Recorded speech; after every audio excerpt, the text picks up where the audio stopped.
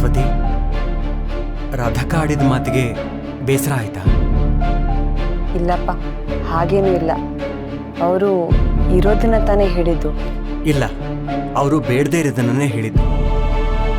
ಅವ್ರು ಯಾಕೆ ಹಾಗೆ ಹೇಳಿದ್ರು, ಅದ್ರ ಹಿಂದೆ ಇರೋ ಉದ್ದೇಶ ಏನು ಅಂತ ನಿನಗರ್ಥ ಆಗಲಿಲ್ಲ. ಆದರೆ ನನಗರ್ಥ ಆಯಿತು. ಆದರೆ ಅದಕ್ಕೆ ಉತ್ತರನೂ ಬೇಗ ಸಿಗುತ್ತೆ. ಆ ವಿಷಯ ಬಿಡು. ಅಲ್ಲ, ಈಗ ನಿನ್ಗೇನು ಮಹಾ ವಯಸ್ಸಾಗಿದೆ ಅಂತ ಅವ್ರು ಹೇಳಿದ ತಕ್ಷಣ ನೀನು ಹೀಗೆ ಬೇಜಾರು ಮಾಡ್ಕೊಳ್ಳೋದಾ? ನೀನೇ ಒಂದು ಮಗು, ಈಗಲೇ ಒಂದು ಮಗು ಬೇಕಾ? ರೀ, ಹೆಣ್ಣು ಮದುವೆ ಆಗೋವರೆಗೂ ಮಗು ರೀ. ಮದುವೆ ಆದ್ಮೇಲೆ ಅವಳು ಒಂದು ಮಗು ಆದ್ರೂ ಅವಳಿಗೆ ಮಗು ಆಗ್ಲೇಬೇಕು. ಇಲ್ಲ ಅಂದ್ರೆ ನೋಡೋ ದೃಷ್ಟಿ ಬೇರೆ ತರಾನೇ ಇರುತ್ತೆ. ಸರಸ್ವತಿ, ಸಮಾಜ ಅಂದಮೇಲೆ ಒಳ್ಳೇದು ಕೆಟ್ಟದ್ದು ಎಲ್ಲಾನೂ ಇರುತ್ತೆ. ನಮಗೆ ಬೇಕಾಗಿರೋದನ್ನ ನಾವು ಆರಿಸ್ಕೋಬೇಕು. ಅದೇ ಬುದ್ಧಿವಂತಿಕೆ. ನಮ್ಮ ಅತ್ತಿಗೆಗೆ ಮದುವೆ ಆಗಿ 10 ವರ್ಷ ಆದ್ಮೇಲೆನೆ ಮಗು ಆಗಿರೋದು.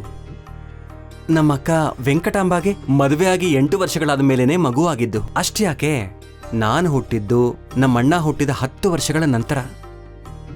ಪ್ರಯತ್ನ ನಮ್ಮದು, ಫಲಾಫಲಗಳು ದೇವರದು. ಋಣಾನುಬಂಧ ರೂಪೇಣ ಪಶುಪತ್ನಿ ಸುತಾಲಯ. ಭಗವಂತ ಕೊಟ್ಟಾಗ ಸ್ವೀಕಾರ ಮಾಡೋದಷ್ಟೇ ನಮ್ಮ ಕೆಲಸ. ನಮ್ಮ ಬೇಸರ ಮತ್ತೊಬ್ಬರಿಗೆ ಅಸೂಯೆ ಥರ ಕಾಣಬಾರದು.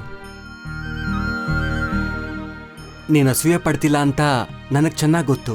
ಆದರೆ ಅತ್ತಿಗೆ ನಿನ್ನ ಬಗ್ಗೆ ತಪ್ಪಾಗಿ ತಿಳ್ಕೊಂಡ್ಬಿಟ್ರೆ? ಅಕ್ಕನಿಗೆ ನನ್ನ ಬಗ್ಗೆ ಚೆನ್ನಾಗಿ ಗೊತ್ತು. ಅವ್ರು ಹಾಗೆಲ್ಲ ತಿಳ್ಕೊಳಲ್ಲ. ಹೌದು, ನನ್ನ ಬಗ್ಗೆ ಗೊತ್ತಿದ್ದು ನಾನು ಅಸೂಯೆ ಪಡ್ಬೋದು ಅಂತ ನೀವೇ ತಿಳ್ಕೊಂಡ್ರಿ? ನಾನೇನು ಅಷ್ಟು ಸಣ್ಣವಳಾ? ಹಾ, ನೀನ್ ಸಣ್ಣವಳೆ. ಏನು ವಯಸ್ಸಿನಲ್ಲಿ?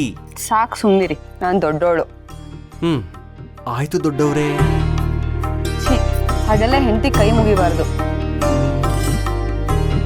ಇನ್ನೇನು ಮುಗಿಬೇಕು? ಛೀ, ಹೋಗ್ರಿ.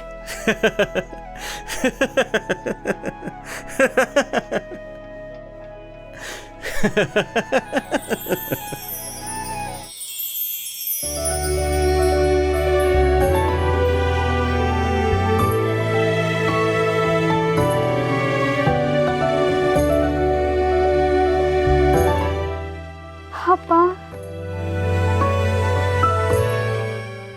ಇವಾಗ ಈ ಅಟ್ಟ ಹತ್ತಿ ಅಲ್ಲಿರೋ ಪಾತ್ರೆ ಎಲ್ಲ ತೆಗಿಬೇಕಾ?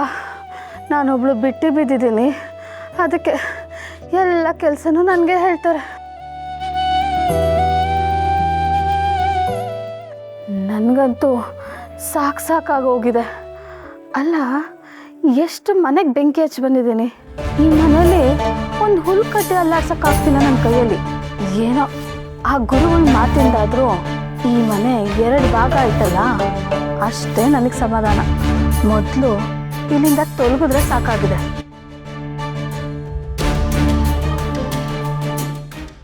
ರಾಧಕ್ಕ, ಪಾತ್ರೆಗಳನ್ನೆಲ್ಲ ಇಳಿಸ್ಬಿಟ್ಯಾ? ಇನ್ನೂ ಇಲ್ಲ ಗೋಪಕ್ಕ. ಮತ್ತಾಗಲೇ ಸುಸ್ತು ಬೀಳ್ತಾ ಇದೆಯಾ? ನೋಡು ರಾಧಕ್ಕ, ಯಾವುದೂ ಮರಿಬೇಡ.